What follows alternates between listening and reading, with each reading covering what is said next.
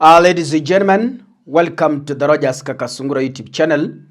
A big thank you for the support you always grant this platform.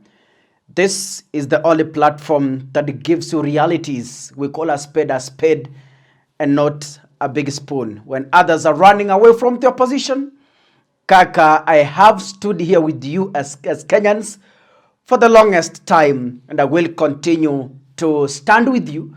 When others are shaking hands, I'm here to say until justice is served, that is when we will all of us celebrate. Confusion has hit the Kenya Kwanza government. And there's a saying that goes, when the gods want to destroy you, the first step is to make you run mad.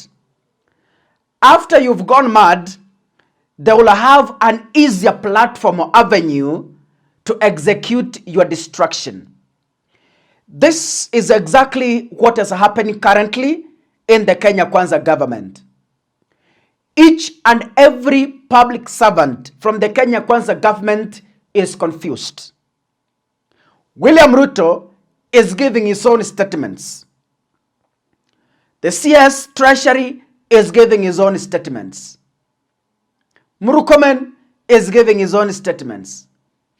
Those who are supporting this fake regime are also giving their own statements. Allow me to give you examples on why I believe the gods are about to destroy this government. Always, when these individuals speak something, they come later and say, we were misquoted, that is not what we meant. I remember Murkomen telling police, anyone who approaches a station, mupatie risasi. There was an uproar. And then Murkomen again came later and said, I was misquoted. William Ruto said, Gen Z wakikuja maandamano, piga risasi kwa mguu. Later on, William Ruto came, I was misquoted. CS John Mbadi alisema we have no money for free secondary and primary education. Later on, he came and said, I was misquoted. We have one bishop from Kisii, Catholic bishop called Mairura. Mairura, on a church service or in a church service, aliongea. Akasema, Ruto amenisaidia, ndio maana namuunga mkono. Na kama unasikia kwamba nina support Ruto vibaya, kuja munipige. Gen Z wakamutembelea. Jana akiwa kanisani, amesema I was misquoted. This government and its supporters are all confused elements. Why is this happening? Kenya has made strides democratically. As much as we have a government that wants to drag us back, I can confirm, if there is a country that democracy is being observed, is Kenya. Freedom of expression, freedom of speech. Kaka, I'm here to freely express my views because of democracy. This democracy has gone a notch higher, and the political elite are feeling unsettled. Because the more we democratically grow, the more the political elite becomes vulnerable. Why?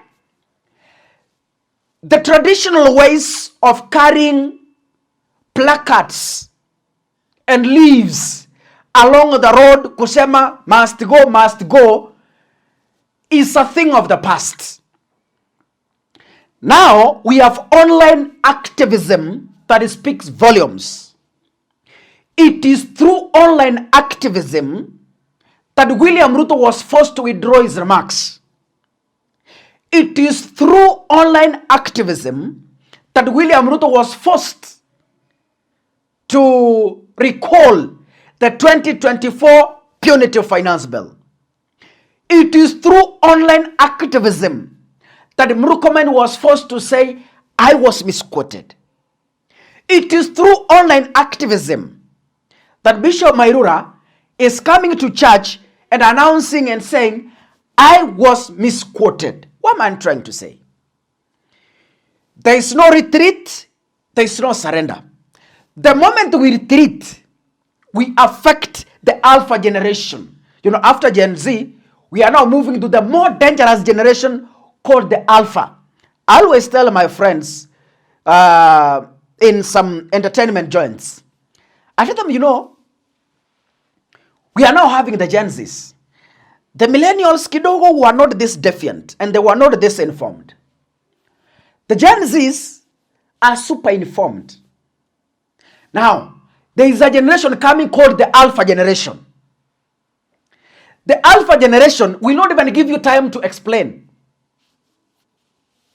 It will only take a courageous leader to govern this generation that is coming called the alpha generation.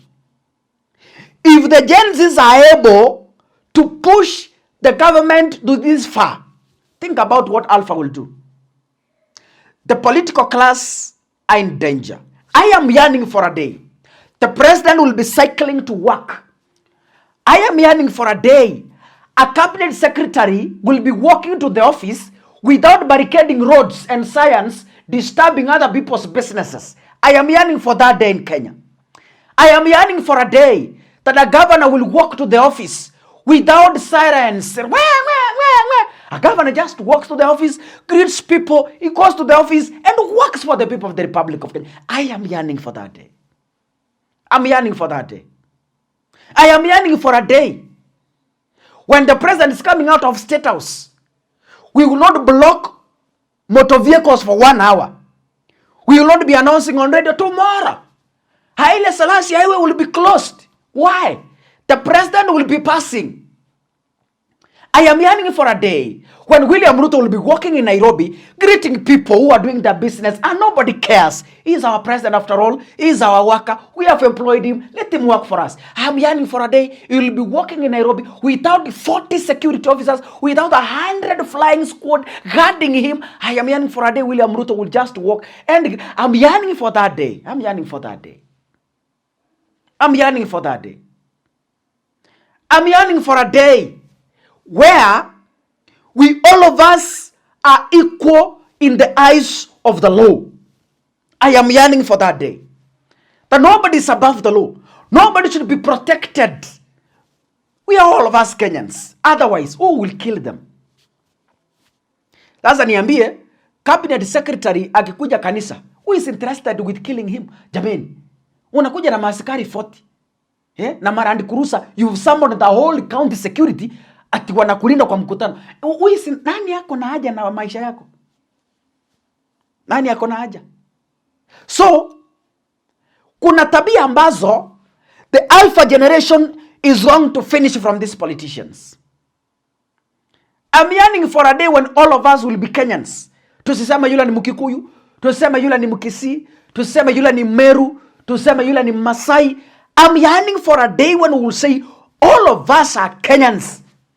Na tribe yetu sisi ni wa Kenya. I am yearning for that day. There are countries abroad. Those Kenyans wenye mko nje. Kuna countries whereby a cabinet secretary just cycles to work. A prime minister just greets people on the road while he's heading to the office. And this, na hakuna kitu ingine, nothing. Anaenda tu kwa ofisi anafanya kazi na anarudi. Lakini Kenya hapa. God bless you ladies and gentlemen. See you in the next episode. Asanteni sana.